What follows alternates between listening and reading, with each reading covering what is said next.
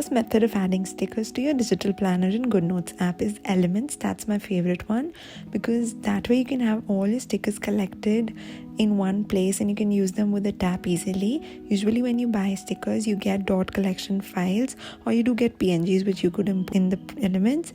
I'm using this pack which is matching my digital planner, the Doodles collection. The link to all of these stickers will be available in the description box below, so don't worry. And yeah, I don't usually add so many stickers to my spread. It's just for the purpose of this video.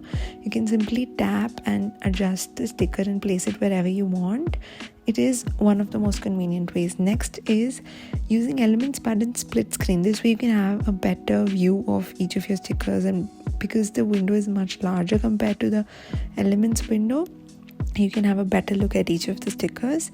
Third one is using the Files app in split screen view to use the stickers like drag and drop. So you can simply open the folder when you download. You do get the PNG files. You can also do the same with the Photos app as well. And this way you can simply drag and drop to add stickers and adjust.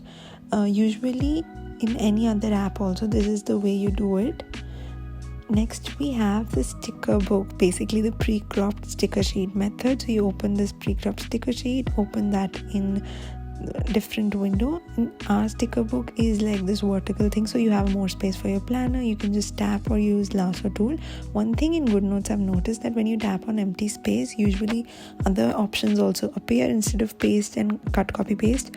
That's because it's an annotation app. So a hack for that is when you tap on the screen, when any of the elements is selected or image is selected, you easily get paste option. I'll show that again.